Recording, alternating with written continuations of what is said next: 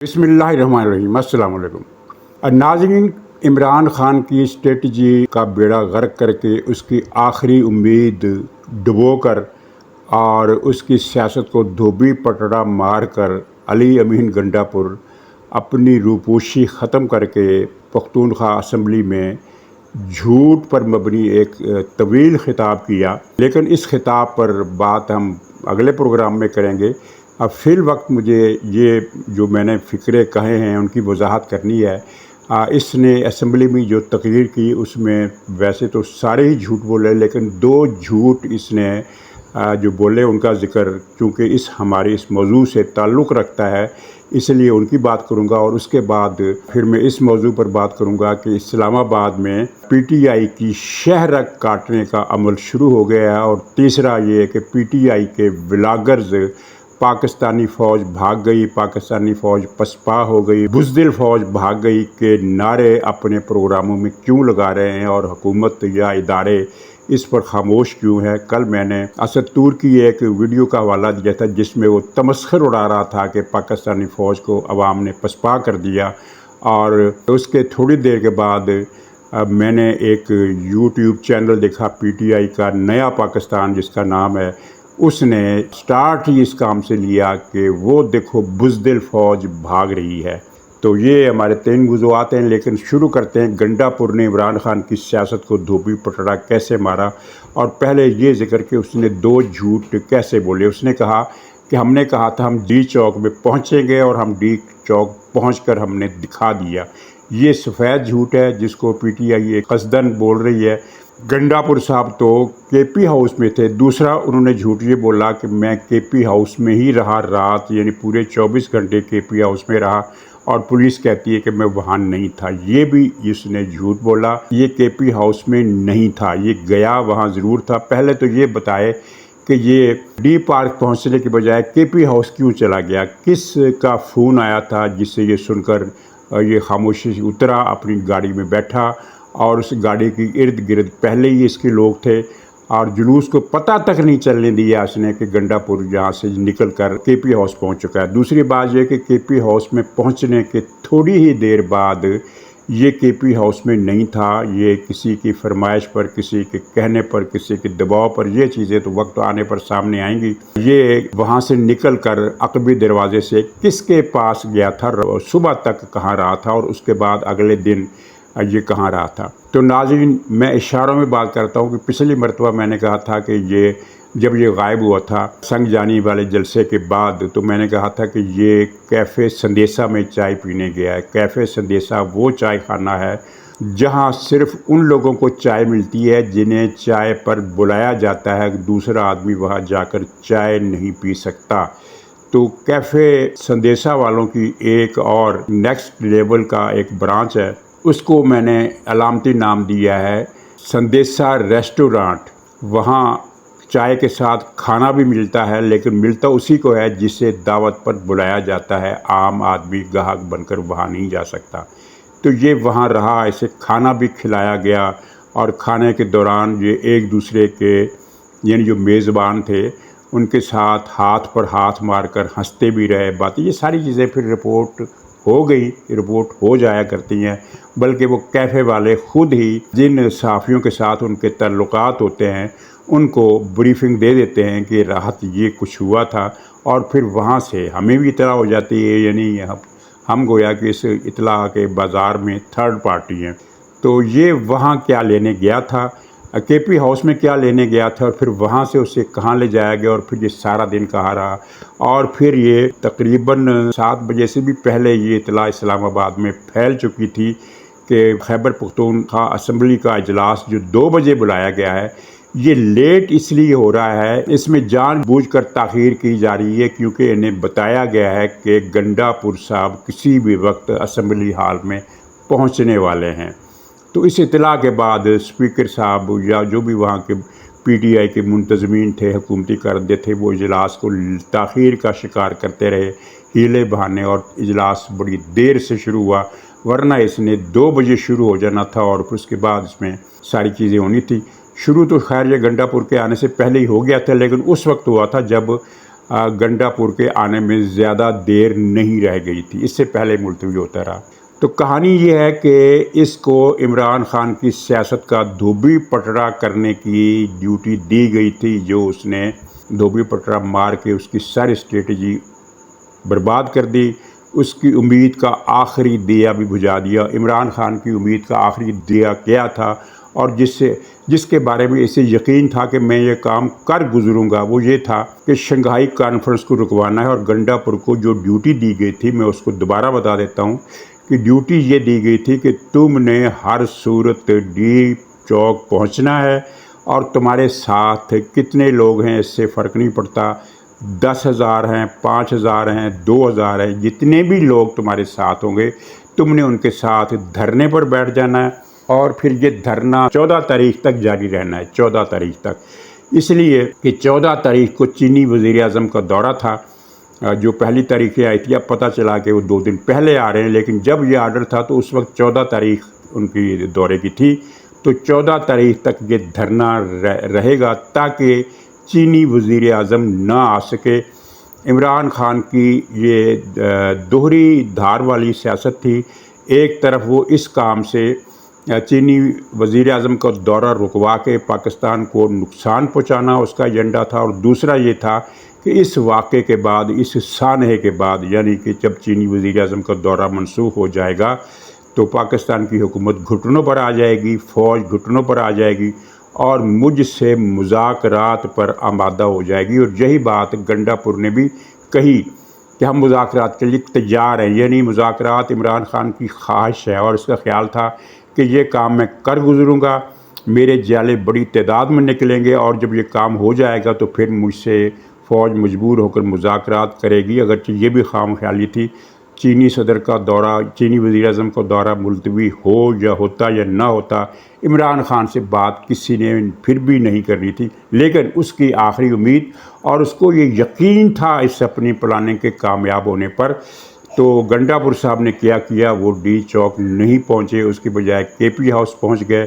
और KP house में जो कुछ हुआ, कहा यही जाता है कि सब कुछ स्क्रिप्टेड था। यहाँ तक कि जो धावा बोला गया और वहाँ जो एक आध शेल भी चलाया गया और 1-2 खिड़कियों के शीशे भी तोड़े गए, तो ये बात भी स्क्रिप्ट में शामिल थी और गंडापुर को ये ड्यूटी दी गई थी। और इस बात की इतला खुद इमरान खान को भी होगी कि गंडापुर ने मेरे साथ हाथ कर दिया और बहुत बड़ा कर दिया है। 14 तारीख तक उसने क्या बैठना था, वो तो डी चौक पहुंचा ही नहीं। और उसके बाद इनका सारा प्रोग्राम टाइम फिश हो गया। जो लोग आए थे वो भाग गए।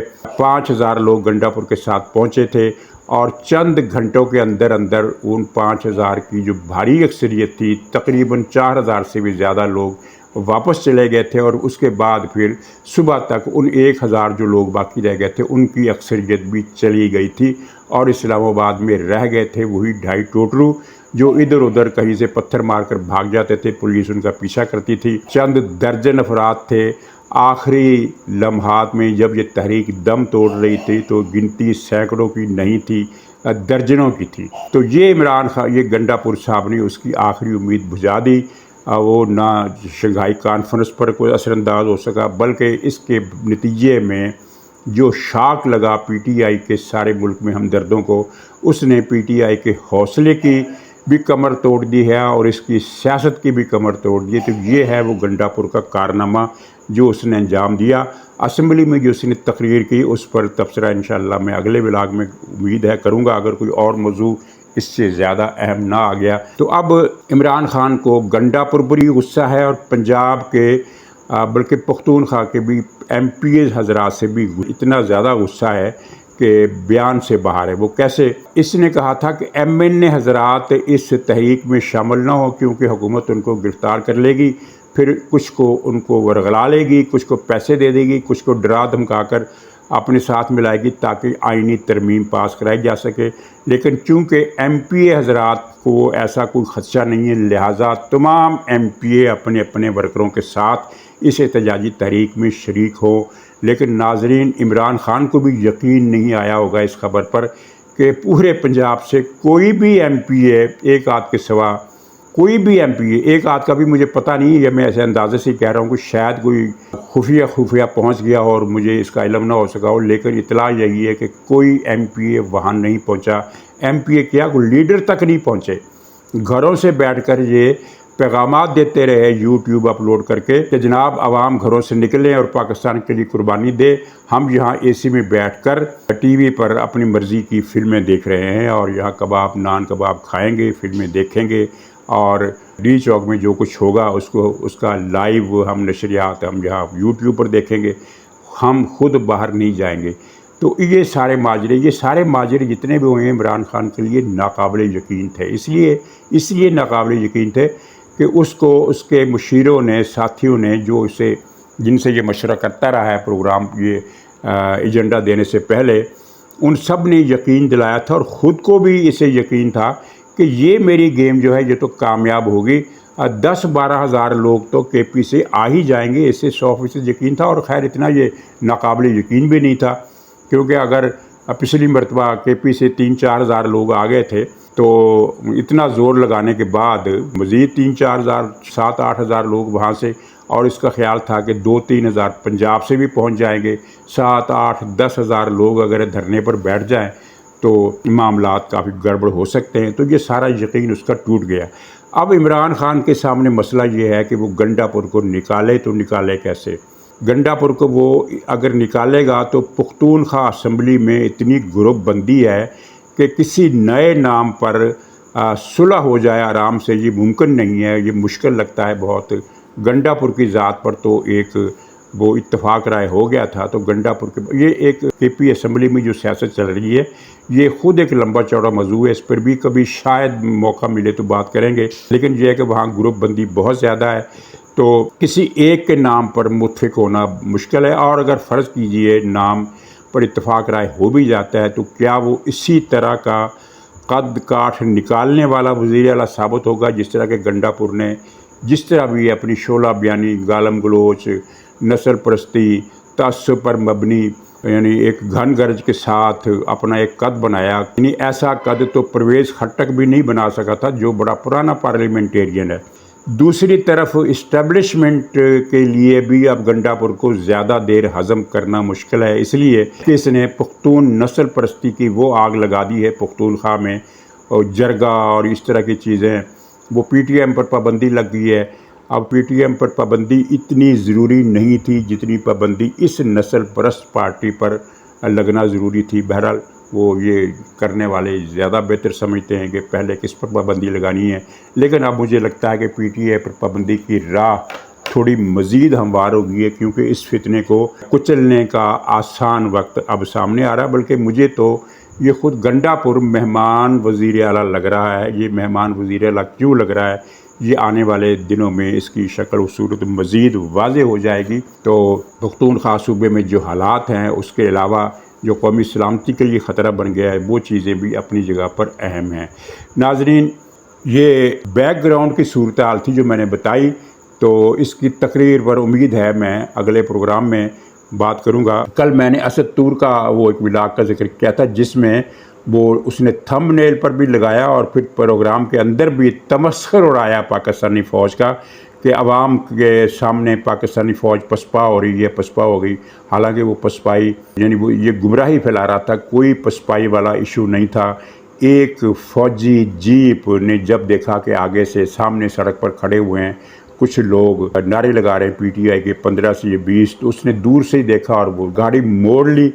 इसलिए मोड़ ली कि वो गाड़ी किसी काम से जा रही थी, वो मुजाहिरीन को कन्फ्रंट करने नहीं जा रही थी। मुजाहिरीन को कन्फ्रंट करने के लिए एक गाड़ी नहीं होती, कई गाड़ियाँ होती हैं।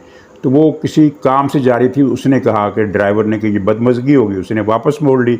तो इसने कहा कि ये जनाब फ़ौज, पाकिस्तानी फ़ौज पसपा हो गई है। ये असद तूर के अल्फाज थे या जनरल जगजीत सिंह अरोड़ा की बदरू बोल रही थी। लेकिन मैं आज दूसरी वीडियो का जिक्र करना चाहता हूँ। पीटीआई के एक यूट्यूब चैनल है, नया पाकिस्तान, ये इनका यूट्यूब चैनल है। इसमें प्रोग्राम के यानी एक लाइव प्रोग्राम का एक हिस्सा था जो मैंने देखना शुरू किया, तो उसके शुरू में मुझे जो फ़िक्रा मैंने सुना उससे मुझे यकीन ना आया कि पाकिस्तान में रहते हुए ये भारत के एजेंट खुल्लम खुल्ला। नया पाकिस्तान के बारे में आपको पता होगा कि ये ज़्यादातर यानी एक ख़ास मज़हब से ताल्लुक़ रखने वाले लोग हैं, और वो ख़ास मज़हब जो है वो शुरू दिन से ही इमरान ख़ान को प्रोजेक्ट करता है, और वो इमरान ख़ान उनको प्रोजेक्ट करता है। बड़े गहरे ताल्लुकात हैं। तो लेकिन ये फ़िक्रा मेरे लिए नाकाबिले यकीन था। और दूसरी नाकाबिले यकीन बात है कि क्या रियासत पाकिस्तान के कान बहरे हो गए हैं कि उनको ये फ़िक्रा सुनाई नहीं दिया, उन्होंने इस पर कोई बात नहीं की। उसमें भी यही एक जाली मंजर की इसी तरह का वाक़या था कि एक फ़ौज की जीप आ रही थी और यहाँ कोई 150 के करीब मुजाहरीन थे। तो इन्होंने उसको देखकर नारेबाजी शुरू की, तो वो गाड़ी जो थी वो पलट गई। यानी उसने भी बदमज़गी से बचने के लिए उसके ड्राइवर ने गाड़ी को मोड़ लेना बेहतर समझा, और वो गाड़ी भी अपने किसी काम से जा रही थी, क्योंकि मुजाहरीन को कन्फ्रंट करने के लिए कभी एक गाड़ी नहीं आया करती। तो जैसे ही वो गाड़ी मुड़ी तो नया पाकिस्तान के उस मीडिया पर्सन ने, जो भी उस मनहूस का नाम था, मुझे नहीं पता उसका नाम का, उसने कहा देखो देखो बुज़दिल फ़ौज भाग रही है, बुज़दिल फ़ौज भाग रही है। ये भाग रही है, बस्तरबंद गाड़ियों में बुज़दिल फ़ौज भाग रही है। ये देखें, ये देखें, ये देखें, अवाम देख लें, बस्तरबंद गाड़ी पीछे हो गई है।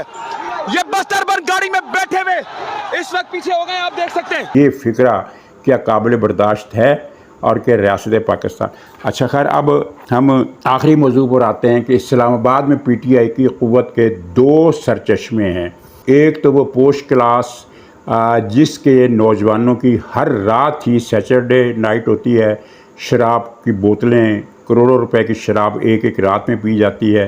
यानी बहुत ही हाई फाई सोसाइटी जिनके पास पाकिस्तान की दौलत का बड़ा हिस्सा है, पोर्ट सोसाइटी, एलीट सोसाइटी, उनके नौजवान बहुत पावरफुल लोग हैं। इनके पास एक एक घर में 10-10 गाड़ियाँ खड़ी होती हैं। और ख़ैर इनकी इमारत को छोड़िए, आप समझते हैं कि वो क्या लोग हैं। एक तो इनकी क़ुव्वत का सरचश्मा वो नौजवान हैं जो आपको नज़र भी आते हैं, ख्वाजा सराओं के अंदाज़ में चलने वाले नौजवान बड़ी बड़ी गाड़ियों पर। और फिर अगर ट्रैफिक रूल की ख़िलाफ़ वर्जी करते हुए देखे जाएं और कोई कांस्टेबल उनको रोक ले तो ये उसे गालियां देते हैं और कहते हैं कि तुम मुझे जानते नहीं हो, मैं किसका बेटा हूँ, तुम मेरे बाप को जानते नहीं हो, तुम्हें नौकरी से निकलवा दूंगा। और इन नौजवानों में लड़के भी होते हैं, लड़कियां भी होती हैं। लेकिन इनकी तादाद, ये चूँकि मर्दमशुमारी इनकी कम है, मर्दमशुमारी किनकी ज़्यादा है, वो उन अफ़गानों की या उन मुकामी लोगों की जो इन अफ़गानों के कारोबार से जुड़े हुए हैं, जो गैर कानूनी तौर पर पाकिस्तान में मुकीम है और पाकिस्तान में गैर कानूनी कारोबार करते हैं। ख़ास तौर पर तरनौल की बस्ती में, जहाँ जराइम का, मनशियात का, गैर कानूनी तिजारत का इस इलाके में सबसे बड़ा अफ़गानी गढ़ है, और जो दरअसल PTI का एक क़ुव्वत का एक मरकज़ है। तो अब इस पर एक्शन करने का फ़ैसला हो गया और एक्शन की शुरुआत भी हो गई है। नतीजा ये निकला है कि तरनौल से काफ़ी सारे लोग जो हैं गैर कानूनी अफ़गान तारकीन वतन, वो यहाँ से भाग खड़े हुए हैं और पुख्तूनख्वा चले गए हैं, और यहाँ से गिरफ़्तारियाँ भी हुई हैं। और ये वो बस्ती थी जो PTI के हर जलसे में, हर धरने में, हर जुलूस में दहशत गर्दों की खेप मुहैया करती थी। आग लगानी है, ट्रेन जलानी है, बस जलानी है, पुल जलाना है, गाड़ियाँ जलानी हैं, दरख्त जलाने हैं। तो यहाँ से अच्छी खासी कुमक इनको मिलती थी। इन मकासद के लिए PTI को कुमक दूसरे ज़राए से भी मिलती थी, लेकिन यहाँ से ज़्यादा मिलती थी। तो अब ये गढ़ जो है ना, ये उस तरह से नहीं रह सकेगा। तो इसलिए बिल्कुल आसानी के साथ और किसी मुबालगे के बगैर ये कहा जा सकता है कि इस्लामाबाद में PTI की शहरग, उसकी क़ुव्वत की शहरग पर वार हो गया है। तो नाज़रीन, इजाज़त दीजिए, इंशाअल्लाह अगले व्लॉग में फिर मुलाकात होगी। तब तक के लिए खुदा हाफ़िज़।